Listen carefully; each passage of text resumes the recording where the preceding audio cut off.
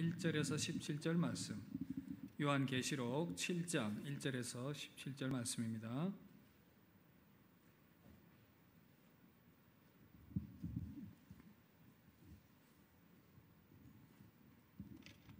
구약성경 406페이지 요한계시록 7장 1절에서 17절 우리 전체 말씀인데 교독하겠습니다. 이 일 후에 내가 내 천사가 땅 내 모퉁이에 선 것을 보니 땅의 사방의 바람을 붙잡아 바람으로 하여금 땅에나 바다에나 각종 나무에 불지 못하게 하더라.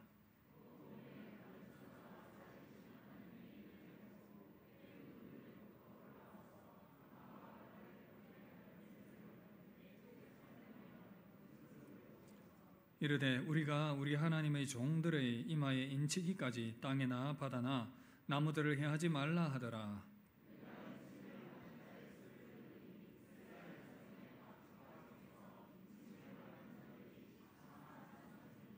유다 지파 중에 인침을 받은 자가 12,000이요 르우벤 지파 중에 12,000이요 갓 지파 중에 12,000이요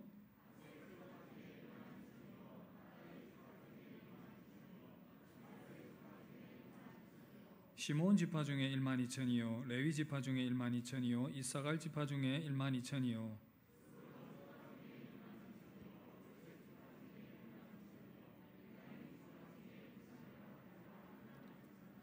이 일 후에 내가 보니 각 나라와 족속과 백성과 방언에서 아무도 능히 셀 수 없는 큰 무리가 나와 흰옷을 입고 손에 종려 가지를 들고 보좌 앞과 어린 양 앞에 서서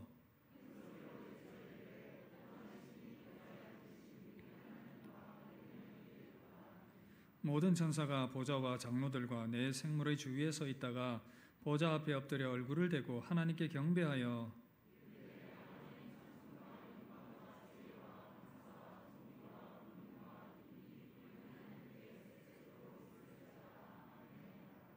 장로 중 하나가 응답하여 나에게 이르되 이 흰옷 입은 자들이 누구며 또 어디서 왔느냐?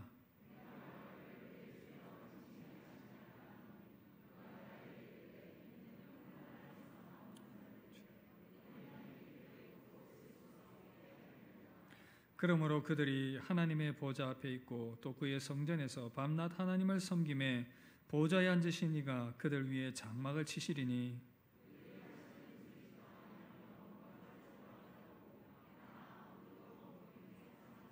함께 봅니다.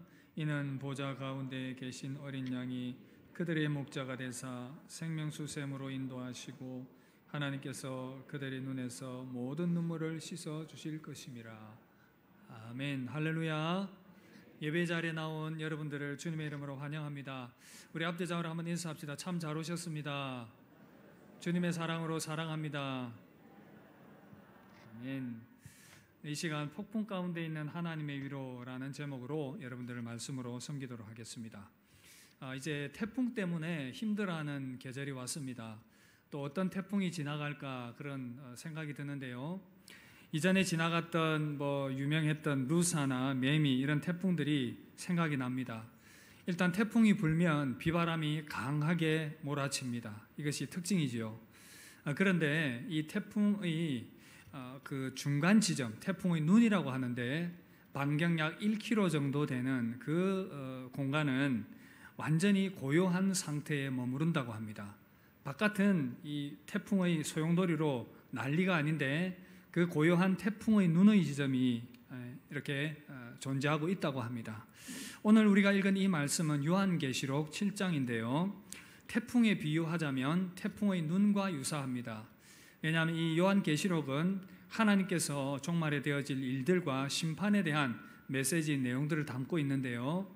다른 부분들에서는 계속 하나님의 그 심판의 메시지들이 아주 태풍처럼 몰아치고 있는 그런 모습입니다.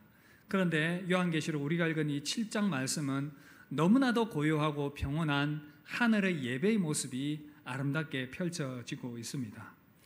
요한계시록은 로마 시대에 로마 당시 초대교회 당시에 많은 그리스도인들이 이 로마 제국에 의해서 핍박을 당하고 목숨을 잃었습니다. 특별히 네로라든지 네로 황제에 대해서 아마 여러분들 기억하실 텐데 도미티안 이런 황제들의 통치하에서 많은 그리스도인들이 죽임을 당했고 핍박을 당했습니다. 운동장에서 사자의 밥이 되기도 하고 또 톱으로 키움을 당하기도 하고 목베임을 당하기도 하고 하는 그런 어떤 순교적 상황들이 펼쳐졌었습니다. 너무나도 많은 그리스도인들이 고통당하는 그 시점에 하나님께서 요한을 통해서 하나님의 계시를 보여주신 것이었습니다. 그 중에서도 우리가 읽은 이 요한계시록 7장은 그 태풍 가운데에 하나님의 그 예배의 장면이 탁 펼쳐지면서 그 백성들에게 전하고자 하시는 하나님의 메시지가 있었습니다. 오늘 살아가는 저와 여러분들에게도 우리에게 하나님께서 이 말씀을 통해서 주시는 음성이 분명히 있을 것입니다. 로마의 그 압제 가운데에서 환난 가운데 살아가고 있는 그 믿음의 백성들을 향해서 이 말씀을 주신 이유, 그리고 어쩌면 이 환난의 시기라고 볼 수 있는 코로나의 시대의 상황을 살아가는 저와 여러분들에게 하나님께서 이 요한계시록 7장을 통해서 주시는 메시지가 있습니다. 무슨 말씀을 들려주고 계시겠습니까? 오늘 저와 여러분들이 이 주제에 대해서 좀 생각을 해보려고 합니다. 요한계시록을 통해서 하나님께서 이 시대를 살아가는 저와 여러분들에게 무슨 말씀을 주시겠습니까? 먼저 첫 번째는 환난 가운데 하나님의 보호하심이 있다는 것을 보여주고 있습니다. 다 함께 따라 하실까요? 환난 가운데에 하나님의 보호하심이 있습니다. 이것이 첫 번째 중요한 메시지입니다. 사실 환난을 생각하면서 우리가 기억해야 할 것은 이것은 피할 수 없는 운명이라는 사실입니다. 말씀해 보니까 셀 수 없는 많은 사람들이 하나님을 경배하면서 노래하고 있습니다. 이들이 누구이겠습니까? 24장로, 천상 24장로 중 한 사람이 이렇게 이야기를 합니다. 7장 14절 보시면 이는 큰 환난 가운데서 나오는 자들인데, 하나님을 경배하는 자들인데 큰 환난 가운데서 나온 자들이다, 이런 표현을 쓰고 있습니다. 여러분, 하나님을 경배하며 노래하는 자들인데 이들이 환난 가운데서 나왔다는 말은 곧 이들이 환난을 피할 수 없이 환난을 만났다는 의미죠. 하지만 중요한 것은 환난 가운데서 나왔다는 의미입니다. 이것이 중요합니다. 사랑하는 성도 여러분, 우리가 이 코로나의 시대의 상황을 지나가고 있습니다. 환난의 시기를 지나가고 있습니다. 환난은 어떻게 보면 학교로 치면 선택 과목이 아니라 필수 과목과도 같은 것입니다. 환난을 만나는 이유에 대해서는 여러 가지 많은 설명을 해야 되기 때문에 우리가 여기서는 그저 그 환난을 인정하고 받아들이는 것, 중요한 것은 뭐냐 하면 그 환난 가운데서 우리가 매몰되지 않고 그 환난 가운데서 침몰되지 않고 잘 빠져나오는 것입니다. 우리가 어떻게 이 환난을 잘 빠져나올 수가 있겠습니까? 어떤 자세로 이 환난을 받아들여야 되겠습니까? 피할 수 없다면 즐겨라, 이런 말이 있지 않습니까? 학생들은 공부를 피할 수 없기 때문에 그것을 즐길 수 있다면 정말 좋은 대처 방법이 되겠지요. 그리고 우리가 해야 될 일들이 있는데 그 일들이 정말 하기 싫은 일이다, 그 일들을 즐기면서 하면 어느덧 일의 능률도 오르게 되고 그 일을 쉽게 받아들일 수 있게 되는 것입니다. 여기에 중요한 포인트가 있지요. 환난이 있지만 그러나 믿음의 눈으로 해석하고 받아들이자라는 것입니다. 환난을 있는 그대로 인정하고 믿음으로 받아들여야 하는 것입니다. 여러분들 중에 영화를 좋아하시는 분들이 계십니까? 계십니까? 예, 저도 영화를 좋아합니다. 그런데 영화 볼 시간도 없고요. 요즘 코로나 상황이라서 영화관에 갈 수 있는 상황이 아니어서 참 안타까움이 있습니다. 우리가 영화를 볼 때 저 영화는 참 재밌다라고 하는 영화는 특징이 있습니다. 뭡니까? 주인공이 잘생겨야 됩니까? 이뻐야 됩니까? 물론 그것도 있겠지만 발단, 전개, 위기, 절정, 결말, 이런 어떤 스토리가 있는데 그 스토리가 탄탄하게 잘 세워져 있는 영화를 볼 때에, 영화나 소설이나 작품을 볼 때에 우리는 재밌다, 이런 표현을 쓰는 것입니다. 그 영화의 어떤 내용들을 보면 주인공이 악당들에서 위기를 만납니다. 그 위기 가운데서 우리가 가슴 졸이면서 어떻게 저 위기를 벗어날까 하는 그런 어떤 이 관심을 가지고 집중해서 또 영화를 보게 됩니다. 그것이 영화의 재미를 한창 더하는 것입니다. 이렇게 정말 이 재밌는 영화는 이 전환들, 극적 전환들이 자주 일어나게 됩니다. 그런데 밋밋하고 재미없는 영화들은 그저 그렇게 스토리도 별로 연결성도 없고요, 스릴도 없이 그렇게 지나갑니다. 그런 영화는 재미없다, 이런 표현을 쓰는 것입니다. 여러분, 우리 인생을 그렇게 비유를 한번 해봅니다. 우리 모두가 다 평탄하고 조용하고 잔잔한 인생을 기대하지만 참 그럴 수 없는 것이 이 땅은 이미 죄로 말미암아 타락되었고 사람들의 마음이 오염되어 있고요. 여러 가지 예측할 수 없는 상황들이 많이 일어나고 있는 세상이기 때문에 모든 것들이 평탄할 것을 기대할 수 없는 세상이 되어버렸습니다. 그렇기 때문에 그런 인생이라면, 우리가 평탄할 수 없는 인생이라면 파도가 있을 수 있다는 것을 인정하고 받아들이는 그런 마음이 필요하겠죠. 중요한 것은 뭐냐 하면 그 가운데서 내가 매몰되지 않고 파선하지 않고 잘 지나올 수 있다면 우리가 오히려 극단적인 표현이긴 하겠지만 즐거워할 수도 있지 않겠습니까? 여러분, 작년 휴가 때의 일입니다. 이제 내일부터 제가 휴가를 간다고 또 광고까지 나갔는데 잘 쉬고 오겠습니다. 너무 부러워하지 마십시오. 작년 여름 휴가 때 가족들이랑 래프팅을 한 적이 있습니다. 래프팅 아시죠? 보트를 타고 이렇게 강을 따라 내려가는 것인데, 그 래프팅을 이렇게 하면서 가이드의 안내를 따라서 우리가 올라타서 이 구령을 맞춰서 이 노를 저었습니다. 그런데 가다 보니까 큰 바위가 보이는 겁니다. 저 바위에 부딪히면 안 되는데, 이런 어떤 걱정들이 막 생기더라고요. 그래서 의도적으로 그 바위를 피하기 위해서 노를 열심히 저었습니다. 그런데 가이드는 이상하게도 그 바위에 부딪히도록 노를 또 반대로 젓고 있는 겁니다. 우리는 피하려고 젓고 있고 가이드는 반대로 해서 이 바위에 부딪히게 만드는 겁니다. 점점 더 바위를 향해서 가고 있는데 막 두려운 마음이 드는 겁니다. 부딪히면 어떡하지? 부딪히면 어떡하지? 그러다가 퉁 하면서 이 보트가 부딪혔습니다. 어떤 일이 일어났겠습니까? 배가 휙 하고 한 바퀴 휙 돌았습니다. 근데 너무 재밌더라고요. 만약에 가이드가 이 배가 부딪혔을 때에 파손이 된다든지 혹은 우리가 빠지게 되면 죽게 된다면 그렇게 하지 않았을 것입니다. 이 가이드는 알고 있었습니다. 손님들을 태웠으니 재미있게 해드려야지. 그래서 바위가 있다는 것도 알았고 그 바위에 부딪히게 하려는 의도도 있었던 것입니다. 만약에 위험한 상황이었다면 가이드는 결코 그렇게 하지 않았겠지요. 그러나 다 알고 있었습니다. 그래서 우리는 유유히 그 바위에 부딪힌 이후에 잔잔한 물결을 흘러갔습니다. 밋밋하고 재미가 없었습니다. 좀 스릴 있는 거 없나? 조금 지나가니까 또 거친 이 물살이 나타나는 겁니다. 이야, 또 신나가지고 막 노를 젓고 즐겁게 놀았던 그런 기억이 있습니다.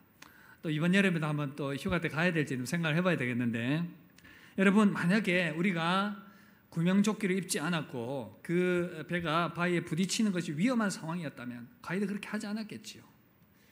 또한 밋밋하고 잔잔한 물결만이 있었다면 재미가 없었겠지요. 그러나 거친 물결이 있었기 때문에 오히려 재밌었던 그런 기억들, 여러분, 우리 인생에도 그런 환란이 있을 수가 있습니다. 그러나 여러분 기억합시다. 때로는 환란을 만나지만 우리 인생의 안전한 가이드가 계신 줄 믿습니다.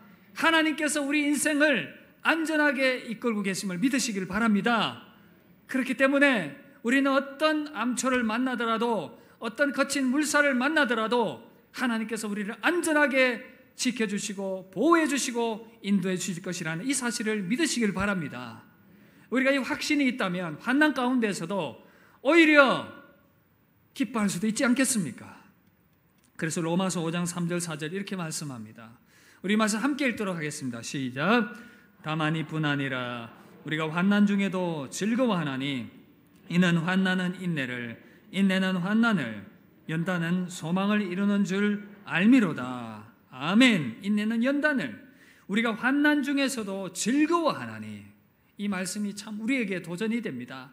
환난 중에도 우리가 이 확신을 한다면, 우리 인생의 가이드가 하나님이심을 확신한다면 오히려 즐거워할 수도 있지 않겠습니까? 우리 인생의 가이드가 계시기에 침몰하지 않고 안전할 수 있다는 이 확신을 가지는 저와 여러분들 되시기를 주님의 이름으로 축복합니다. 좀 더 구체적으로 보시면 이렇게 보호받는 자들이 누구냐고 구체적으로 이야기를 하고 있습니다. 바로 이들은 저와 여러분들과 같이 믿음의 신자들입니다. 3절 보시면 이르되 우리가 우리 하나님의 종들의 이마에 인치기까지 땅이나 바다나 나무들을 해하지 말라 하더라. 여러분, 인침을 받았다는 것은 소유를 의미합니다. 옛날에 이 자기가 소유한 이 짐승이나 아니면 이제 노예들이 있으면 이 이마에다가 도장을 찍습니다. 도장을 찍어서 소유임을 확인을 하는 것입니다. 여러분, 이마에 인침을 받았다는 상징적 의미가 무엇이겠습니까? 바로 저와 여러분들이 하나님의 인침받은 자들인 줄 믿습니다. 예, 이게 빠졌습니다. 괜찮습니다. 하나님께서 인친 자들, 하나님께서 우리를 인쳤다라는 이 사실을 꼭 기억을 하시고, 우리는 하나님의 소유된 자들이다라는 이 사실. 여러분, 여기서 14만 4천이 나오는데 상징적인 숫자입니다. 여러분, 이 숫자를 가지고 어떤 이단은 자기들이 구원받은 숫자다, 이런 얼토당토하는 이야기를 하는데, 여러분, 성경의 이 상징은 성경의 방법대로 풀어야 됩니다. 자기 임의대로 방법대로 풀면 이단으로 빠지게 되는 것입니다. 여러분, 성경적 의미로 이 말씀을 풀어보면 구약의 12지파와 신약의 12지파를 의미하는 것입니다. 이것을 곱하게 되면 144가 나옵니다. 그리고 천이라는, 무수히 많다라는 숫자가 곱해지면 14만 4천이 나오게 되는 것입니다. 구약과 신약의 모든 믿는 사람들을 포함하는 숫자다라고 보시면 되겠습니다. 그래서 이 숫자는 예수 그리스도 안에서 모든 열방과 민족 가운데서 구원받은 모든 하나님의 구원받은 자녀들이다, 이렇게 여러분 해석을 하시면 되겠습니다. 여러분들에게 묻겠습니다. 이 숫자에 저와 여러분들이 포함이 되어 있습니까? 이 숫자에 저와 여러분들이 포함되어 있습니까? 그렇습니다. 우리는 하나님의 인침받은 이 14만 4천 안에 포함된 자들인 것입니다. 그렇다면 하나님께서 그 인친자들을 보호하시고 지키는 것은 너무나도 당연한 것입니다. 하나님께서 그 우리 인생의 가이드가 되셔서 우리를 이끄시고 인도하시겠다라고 말씀을 하고 있습니다. 어떻게 보호하신다고요? 7장 11절 보시면, 내 천사가 땅 내 모퉁이에 선 것을 보니 땅의 사방의 바람을 붙잡아 바람으로 하여금 땅에나 바다에나 각종 나무에 불지 못하게 하더라. 여러분, 하나님께서 천사를 동원하여 바람을 잡으신다, 이런 표현을 씁니다. 여러 가지 환난과 재앙의 바람이 막 사방천지에서 불어오는데 이것이 너무 심각하게 인침받은 자들을 해하지 못하도록 그 바람을 붙잡고 있다고 말씀하고 있습니다. 사랑하는 성도 여러분, 지금 환난의 바람과 재앙의 바람이 사방천지에서 불어오고 있습니다. 온 세상이 이 전염병의 바람으로 인해서 경제적인 어려움과 기근과 죽음과 지진과 여러 가지 많은 그런 재앙들로 재앙의 바람이 불어오고 있습니다. 여러분, 그 가운데서도 신자들은 이 바람에 크게 상하지 않도록 하나님께서 붙들고 계심을 믿으시길 바랍니다. 이것이 우리에게 말씀해주고 있는 부분입니다. 그래서 우리 마음도 이 바람으로 말미암아 요동칠 수가 있습니다. 여러 가지 미움과 증오와 수치심과 코로나19 상황으로 인한 두려운 마음들과 여러 가지 혼란스러운 그런 어떤 마음들로 말미암아 아마 고통 가운데 이 예배 자리에 참석하신 분들도 계실 것입니다. 그런 분들 꼭 기억합시다. 하나님께서 우리 마음의 요동치는 이 바람을 붙잡아 주실 것을 믿습니다. 하나님께서 이 바람을 붙잡아 주실 것을 믿습니다. 그리고 우리의 삶에 닥쳐있는 그러한 환난의 바람도 그것들이 크게 해하지 못하도록 저와 여러분들의 삶을 붙잡아 주실 것을 믿습니다. 이 사실을 우리가 확신하시길 바랍니다. 환난의 바람은 피할 수 없지만 하나님께서는 믿는 자들을 위해서 그 바람이 너무 세차게 불지 않도록 붙들고 계시다는 이 사실을 여러분들이 꼭 확신을 하실 수 있기를 바랍니다. 이것을 확신하며 믿음으로 승리하는 저와 여러분들 되시기를 주님의 이름으로 축복합니다. 우리는 하나님께서 요한계시록 7장을 통해서 무엇을 말씀해 주기를 원하시는지 먼저 첫 번째를 살폈습니다. 그것은 바로 환난이 있지만 하나님의 보호하심이 있다는 이 사실, 이 사실을 저와 여러분들이 꼭 기억하실 수 있기를 바랍니다. 두 번째입니다. 요한계시록 이 말씀을 통해서 하나님께서 저와 여러분들에게 무엇을 말씀해 주고 있습니까? 바로 환난 가운데서도 하나님을 예배해야 한다는 것입니다. 다 함께 따라 하실까요? 환난 가운데서도 하나님을 예배합시다. 세상 아무리 환난과 어려움 가운데 있더라도 하나님을 더욱더 예배하라, 그것을 말씀해 주고 있습니다. 로마의 그런 압제 가운데서 사람들이 죽어나가고 있고 환난의 그 바람이 불고 있는데 이제 화면은 천상으로 향하고 있습니다. 화면의 포인트가 하늘로 향하고 있습니다. 그곳에서는 지금 하나님을 예배하는 아름다운 광경이 동시에 펼쳐지고 있는 이 상황을 여러분 상상해 보십시오. 여러분, 우리가 이 환난 가운데 있지만 하늘에서는 그 예배가 지금도 펼쳐지고 있는 줄 믿습니다. 그래서 어떤 상황 가운데서도 하나님을 예배하라, 그렇게 말씀하고 있습니다. 우리가 이 환난 가운데 왜 하나님을 예배해야 되겠습니까? 여기서 두 가지를 말씀드리겠습니다. 먼저는 예배할 때에 하나님의 임재를 경험할 수 있기 때문인 것입니다. 여러분, 예배할 때에 예배하는 그 순간만은 우리의 심령이 하나님을 향하게 됩니다. 환난 많은 이 세상 가운데 살아가지만 하나님을 예배하는 이 순간만은 우리의 시선이, 우리의 영혼이 하나님을 바라보게 되고 천상을 바라보게 되는 것입니다. 그 가운데에서 우리는 하나님의 그 임재하심을 깊이 경험할 수 있게 되는 것입니다. 요한계시록 7장 14절 보시면, 그러므로 그들이 하나님의 보좌 앞에 있고 또 그의 성전에서 밤낮 하나님을 섬김에 보좌에 앉으신 이가 그들 위에 장막을 치시리니, 하나님을 예배하는 그들 가운데 하나님께서 장막을 치신다. 여러분, 장막의 의미가 무엇입니까? 텐트를 친다는 그 의미지요. 여러분, 우리가 이제 캠핑의 계절이 다가왔는데 텐트를 치는 이유는 가족들이 머물기 위함 아니겠습니까? 또 집을 짓는 이유가 무엇이겠습니까? 거기에 살기 위함입니다. 하나님께서 하나님을 예배하는 자들에게 장막을 치시겠다고 말씀하시는 것은, 내가 너희와 함께 하겠다, 내가 너와 동행하겠다, 내가 너에게 임재하겠다, 그 임재하심을 약속하는 그런 말씀인 것입니다. 여러분, 믿으십니까? 하나님을 예배할 때에 하나님의 임재하심이 지금 우리와 함께하고 계심을 믿습니다. 그 임재하심 안에 나아갈 때에 우리 마음에 큰 감동이 있고요, 또한 하늘로부터 내려오는 위로가 임하게 되는 것입니다. 요한계시록 7장 17절 보시면, 이는 보좌 가운데 계신 어린 양이 저희의 목자가 되사 생명수 샘으로 인도하시고 하나님께서 저희 눈에서 모든 눈물을 씻어주실 것입니다. 여러분, 하늘에서 예배하고 있는 이 예배가 녹화 방송이겠습니까? 라이브 방송이겠습니까? 녹화 방송이겠습니까? 라이브 방송이겠습니까?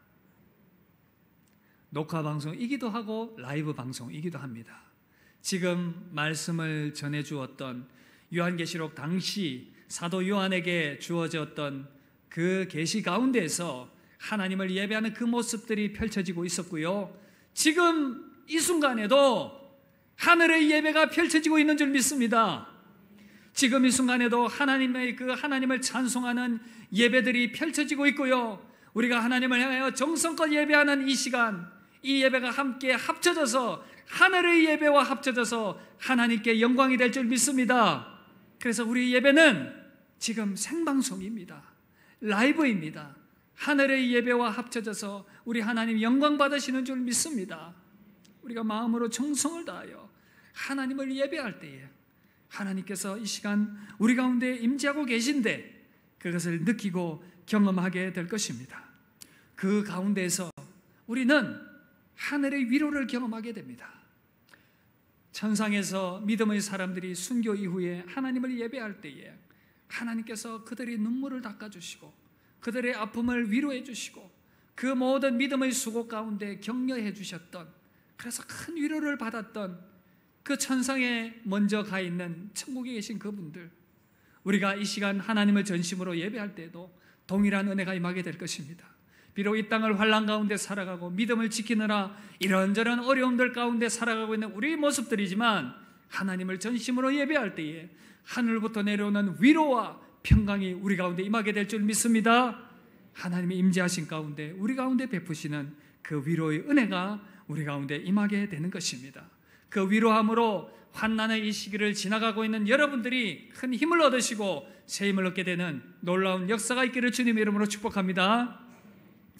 그리고 또 두 번째입니다. 이 환난 가운데 우리가 하나님을 예배해야 하는 이유는 바로 예배를 통해서 하나님의 힘을 공급받을 수 있기 때문입니다. 그래서 궁극적으로 환난 가운데 승리할 수 있게 되기 때문인 것이죠. 우리가 이렇게 예배해야 하는 이유는 예배 가운데 하늘로부터 내려오는 힘을 공급받아 이 환난 가운데에서 승리할 수 있기 때문에 그렇습니다. 코로나의 상황이 심각해져서 예배가 점점 더 위축되고 있습니다. 수도권에서는 4단계로 전환되면서 또 온라인 예배로 전환되는 그런 안타까운 모습들을 보게 되는 것입니다. 여러분, 지금 시대적 상황이 어떻습니까? 참 그리스도인으로서 어쩌면 부끄럽다고 생각이 될 그런 시대적 분위기 가운데서 우리가 살아가고 있습니다. 교회 다니는 것이 부끄러운 시대가 되어버렸습니다. 차라리 핍박 때문에 믿음을 지켜야 하는 상황이라면 괜찮은데 여러 가지 부끄러움과 수치심이 우리 가운데 일어날 수 있는 그런 상황 가운데, 그런 시대 가운데 살아가고 있습니다. 경제적으로도 여러 가지 어려움들이 많이 우리 가운데 있으니 참 우리의 마음이 더욱더 위축되는 것입니다. 그러나 여러분, 기억합시다. 이것은 영적인 전쟁입니다. 전염병 상황 가운데서 사단은 끊임없이 우리의 마음을 공격할 것입니다. 그래, 부끄럽지. 교회 가는 거 부끄럽지. 그리스도인으로 살아가는 거 부끄럽지. 그렇게 끊임없이 우리에게 속삭일 것입니다. 여러분, 그러나 그럴 때일수록 우리는 더욱더 하나님을 예배합시다. 그럴 때일수록 더욱더 하나님을 예배하며 힘을 얻어야 할 것입니다. 제가 우리 성북교회 담임 목회로 들어오기 전에 학교에서 이렇게 강의하면서 저와 친하게 지냈던 교수님 한 분과, 신학대학원 교수님 한 분과 연구를 진행을 했던 것이 있었습니다. 이제 거의 마무리가 되었고 그걸 제출을 했는데 주제가 참 흥미로운 주제였습니다. 뭐냐 하면 온라인 설교와 오프라인 설교에 대한 차이점 연구, 그러니까 온라인 예배와 오프라인 현장 예배의 차이점 연구라는 주제였습니다. 수도권에 있는 교회 성도님들 200여 명을 대상으로 설문조사를 했습니다. 그런데 여러분, 놀라운 사실은요, 온라인 예배가 현장 예배에 비해서 너무나도 많은 단점을 가지고 있었습니다. 예를 들면 이런 내용입니다. 온라인 예배 환경은요, 현장 예배에 비해서 설교에 집중하기도 어렵고 공동체 교제가 없고 또 현장감과 생동감이 부족하고 쉽게 나태해진다라는 이런 내용들이었습니다. 그리고 각 설문의 내용들이 5점 만점이었는데 온라인에 대해서 응답한 대부분의 응답들이 그 만족도라든지 이런 것들이 2점대였습니다. 2.5, 2.6. 그러나 현장 예배는 4.5, 4.6, 4.5 이상이었습니다. 그만큼 현장 예배와 온라인 예배는 차이가 많이 나는 것입니다. 여러분, 무엇을 말해줍니까? 점점 더 온라인 예배 환경 가운데 우리가 노출되기 시작하면 우리의 예배의 생동감이 사라지게 되고 설교의 은혜가 사라지게 되고, 그래서 점점 더 우리 신앙은 위축될 수밖에 없는 상황으로 나아가게 된다는 것입니다. 우리가 이것을 영적인 눈을 들어서 좀 바라볼 필요가 있습니다. 그러나 여러분, 오해하지 마십시오. 오해하지 마십시오. 한 번 더 강조합니다. 코로나 상황이 심각해지고 기저질환이 있고 직업상 힘드신 분들은 온라인 예배 드려야 됩니다. 전염병 상황 가운데서 확실히 하나님을 예배할 수 있는 중요한 그런 방법인 것은 맞습니다. 그러나 이러한 상황들 때문에 우리 믿음이 나태해진다면 그것은 우리가 책임져야 할 부분입니다. 그래서 여러분, 온라인 예배를 어쩔 수 없이 드려야 하는 분들은, 최선을 다해서 지금도 예배 드리시는 분들은 하나님께 집중하십시오. 단 한 가지 온라인 예배의 장점이 있었습니다. 예배 드리기 편하다. 잠옷 입고 반바지 입고 편하게 예배 드릴 수 있는 장점은 분명히 있습니다. 그러나 그 장점이 과연 장점일지는 생각을 해보아야 되는 것입니다. 혹시 지금 온라인 예배 드리면서 추링 입고 계신 분들 너무 쫄지는 마십시오. 다음부터 잘 하시면 됩니다. 여러분, 이렇게 현장에 나오신 분들은 하나님께 마음과 뜻과 정성 다하여 참으로 온전히 하나님 앞에 예배 드릴 수 있기를 바랍니다. 그렇게 예배할 때에 우리는 하늘부터 내려오는 힘과 은혜를 공급받게 됩니다. 그 힘을 덧입어서 우리는 이 환난의 시대를 승리할 수 있게 되는 것입니다. 요한계시록 7장 14절에 보니까 큰 환난에서 나오는 자들인데 어린 양의 피에 그 옷을 씻어 희게 하였느니라. 여러분, 흰 옷을 입은 자들은 어떤 자들입니까? 승리자들입니다. 주 예수 그리스도의 복음을 붙들고 로마 황제에게 무릎 꿇지 않고 그 믿음을 지키며 순교의 피를 흘렸던 그들, 주 예수 그리스도의 복음을 위하여 헌신하며 수고했던 그들, 그의 인생의 마지막에 로마 황제를 주라고 고백할 수 없고 나의 주 예수 그리스도를 주라고 고백했기 때문에 목숨을 내어놓아야 했던 그들이 하늘에 가보니 흰옷을 입혀주면서 위로해 주시는 그 하나님의 위로를 경험을 했던 것입니다.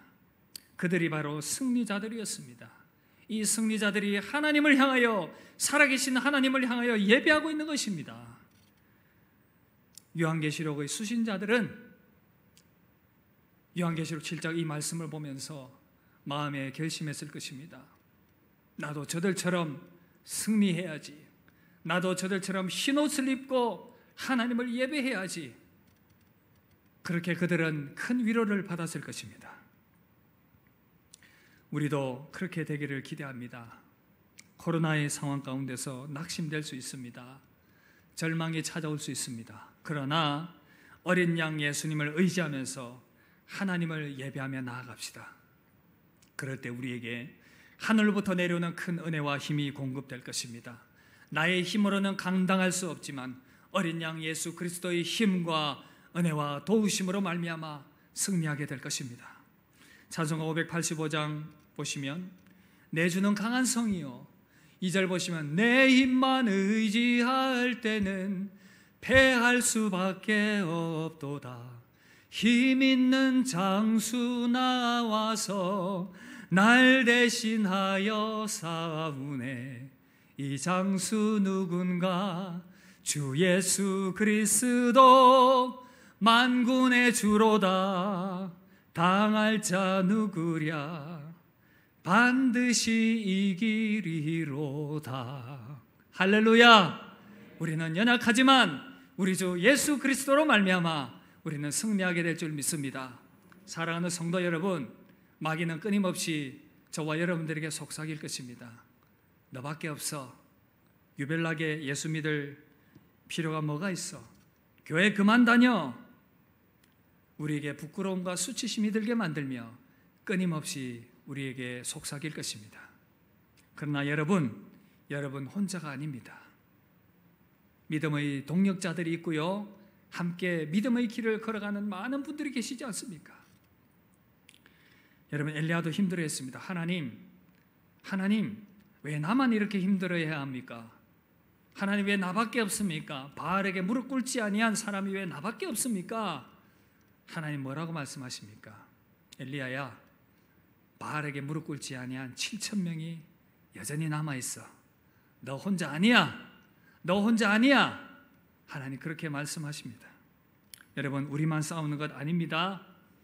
한국교회가 함께 이 믿음의 싸움을 싸워나가고 있습니다. 오해하지 마십시오. 우리의 싸움은 정부를 향한 싸움도 아닙니다. 세상 사람들을 향한 싸움도 아닙니다. 우리의 싸움은 영적인 전쟁입니다. 우리 믿음을 쓰러지게 만드는 악한 사단과 영적인 전쟁임을 믿으시길 바랍니다. 그래서 우리는 매 순간 하나님을 생명 걸고 예배합시다. 하나님의 은혜와 도우심을 구합시다. 그럴 때 우리 가운데 새 힘 주실 것입니다. 이 환난 때에 하나님께서 주시는 힘으로 말미암아, 예수 그리스도의 은혜로 말미암아 승리하는 저와 여러분들 되시기를 주님의 이름으로 축복합니다. 말씀 마무리하겠습니다. 사랑하는 성도 여러분, 오늘 말씀 요한계시록 7장이 환난을 당한 로마 시대 그 당시 성도들에게 왜 주어졌는지 우리는 확인해 볼 수 있었습니다. 주변에서 목숨을 잃어가고 있고 그 악한 권력의 지배하에서 생명의 위협을 당하고 있는 그들이 이 요한계시록 7장을 통해서, 그럼에도 불구하고 이 환난 가운데서 하나님께서 보호하고 있다는 이 사실, 그들이 깊이 깨달으며 마음의 위로를 받았을 것입니다. 이 환난 가운데서도 더욱더 천상의 예배를 바라보면서 하나님을 예배하자라는 그러한 마음의 확신이 그들이 가졌을 것입니다. 우리에게도 동일하게 적용이 될 것입니다. 코로나의 환난의 시기를 살아가는 사랑하는 성도 여러분, 기억하십시오. 이 환난의 시기 가운데에 하나님께서 우리를 도우실 것입니다. 하나님께서 저와 여러분들을 붙들고 이 환난의 시기를 이기게 하실 것입니다. 그러니 우리는 더욱더 하나님을 예배합시다. 현장에 나와서 예배하고 어쩔 수 없이 온라인 상황의 가운데서는 정성을 다하여 최선을 다하여 하나님을 예배합시다. 예배할 때 우리는 하나님 임재하심을 경험하면서 하늘로부터 내려오는 위로를 경험하게 될 것입니다. 하늘로부터 내려오는 새 힘을 공급받게 될 것입니다. 그리하여서 우리는 이 환난의 시기를 믿음으로 승리하게 될 것입니다. 이 코로나의 환난의 시기를 살아가는 저와 여러분들에게 하나님의 크신 은혜와 위로와 평강이 가득하시기를 주님의 이름으로 축복합니다. 우리 함께 찬양하고 받은 말씀 생각하며 기도하며 나아갑시다. 우리 내일 일은 남 몰라요. 우리 찬양하고 함께 기도하도록 합시다.